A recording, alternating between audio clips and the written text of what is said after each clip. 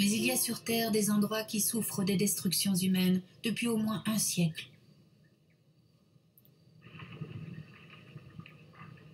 Tous les ans, des feux incontrôlables ravagent l'île de Bornéo. L'année 2019 n'a pas fait exception, mettant les fermiers dans une situation désespérée.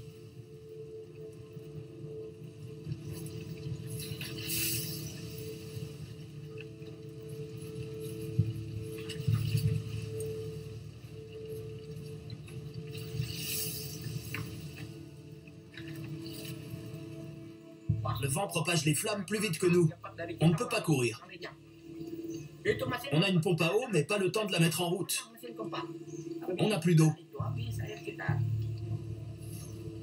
Généralement déclenchés pour défricher les terres afin d'y implanter des cultures commerciales, ces feux sont presque impossibles à éteindre une fois allumés, avec des conséquences pour l'ensemble de la planète, car il n'y a pas que la végétation qui brûle, le sol aussi.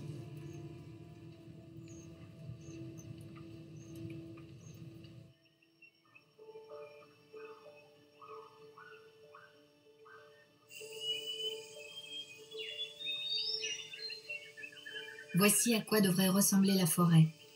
Une jungle tropicale humide et luxuriante.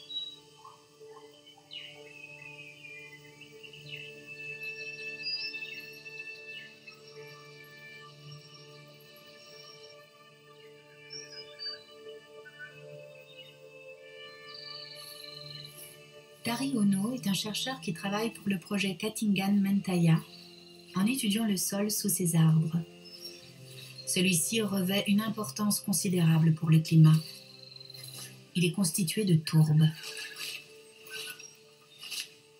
Dans le monde entier, les tourbières stockent environ 550 gigatonnes de carbone. Et en Indonésie, elles en stockent jusqu'à 57 gigatonnes.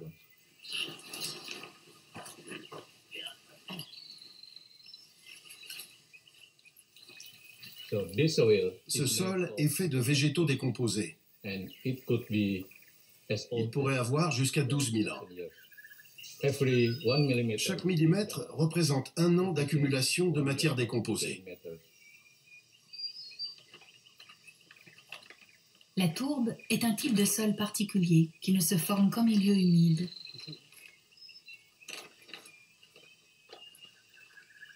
L'eau ralentit la décomposition de la matière végétale. C'est ce qui fait des tourbières d'excellents puits de carbone.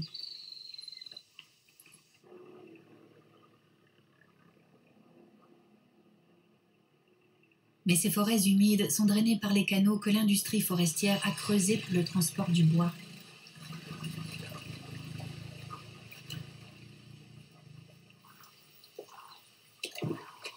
Bien que l'abattage des arbres soit désormais illégal, les canaux sont toujours là, asséchant lentement les tourbières.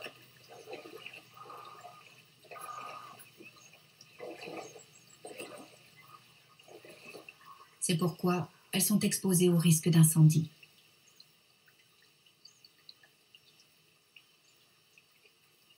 Les tourbières renferment une quantité de carbone considérable, et lorsqu'elles brûlent, ils s'échappent dans l'atmosphère. En 2015, les feux de forêt de Bornéo ont émis plus de CO2 que toute l'industrie nord-américaine au cours de cette même année.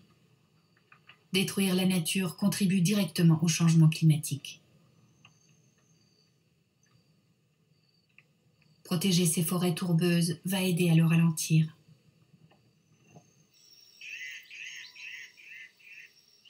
Et c'est d'un secteur inattendu que vient cette protection. Les entreprises, soucieuses de compenser leurs émissions de CO2, peuvent acheter des crédits carbone issus de projets visant à protéger et restaurer les forêts tropicales.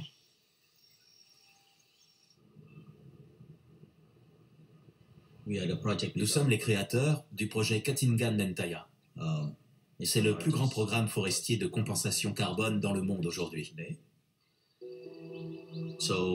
Quand j'ai commencé en 2007, j'allais me lancer dans la production d'huile de palme, mais j'ai opté pour ce projet.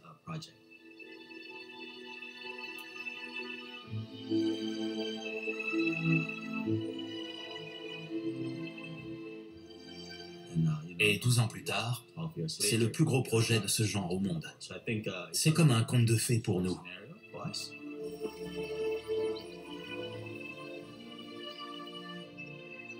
Le projet de crédit carbone de d'Arsenault protège une zone de forêt tourbeuse presque 2 fois plus étendue que la ville de New York.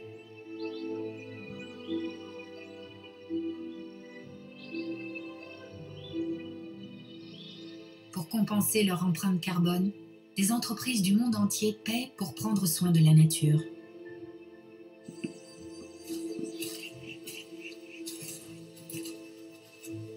En plus de sauvegarder la forêt existante, l'objectif est de bloquer les canaux et de réhumidifier les tourbières, amorçant ainsi le long processus de réhabilitation.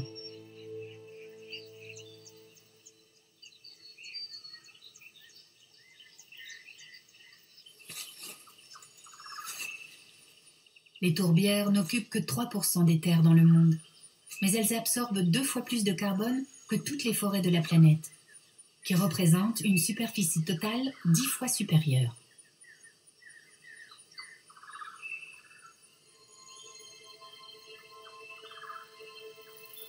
En plus d'être un puits de carbone essentiel, cette forêt tourbeuse héberge une biodiversité extraordinaire, notamment des espèces en danger critique d'extinction, comme l'orang-outan.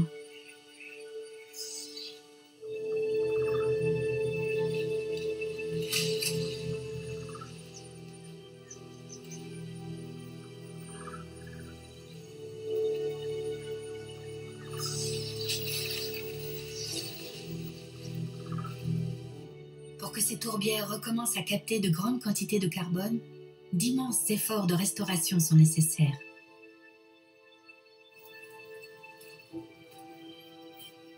La prise de conscience grandit et un mouvement local est né, crucial pour l'avenir des forêts de Bornéo.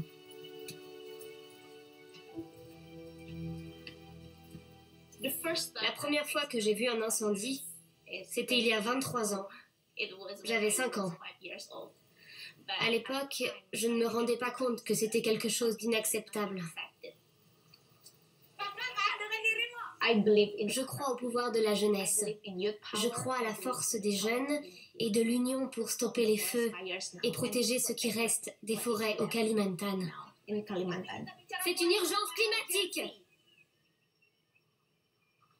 Je suis née ici et on ne peut pas accepter de voir sa propre maison brûler, de voir sa maison être détruite.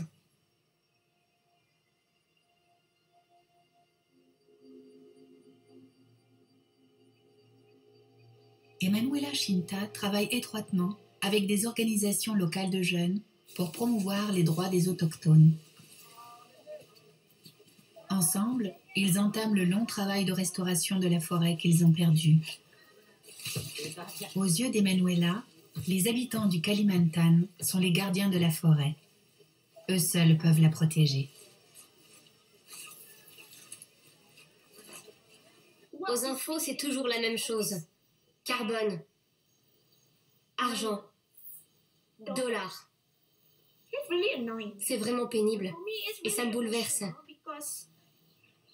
Parce qu'il faut voir que la forêt, c'est plus que ça.